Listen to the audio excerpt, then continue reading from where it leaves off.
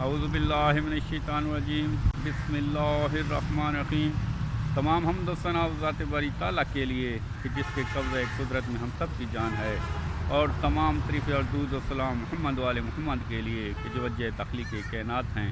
ناظرین کرام، میں ہوں آصف کلیار اور آپ دیکھ رہے ہیں میرے یوٹیوب چینل۔ ناظرین کرام، حقیقی آزادی لانگ مارچ گجرات پہنچ گیا۔ ناظرین کرام، حقیقی آزادی مارچ جو کہ گجرات پہنچ گیا اور گجرات کے چودھروں نے اپنا حق ادا کر دیا۔ گجرات میں عوام کا ایک سمندر تھا، حقیقی آزادی لانگ مارچ کا یہ سمندر، اور دوسری طرف اسد عمر کی سربراہی میں سیالکوٹ سے ایک مارچ آ رہا تھا۔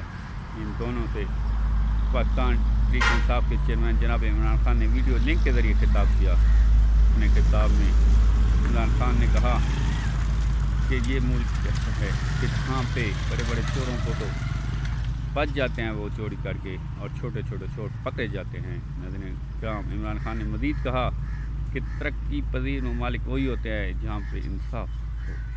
ناظرین کرام، عمران خان نے ارشد شریف کے بارے میں بھی کہا کہ اس کی پوسٹ مارٹم کی رپورٹ کس نے شائع کرائی، حالانکہ اس کی والدہ کو ابھی تک پوسٹ مارٹم کی رپورٹ نہیں کی تو میڈیا پہ کس نے پہنچائی۔ ناظرین کرام، عمران خان نے مزید کہا کہ میں اس وقت تک یہ جنگ لڑتا رہوں گا جب تک ہم حقیقی طور پہ آزاد نہیں ہوں گے۔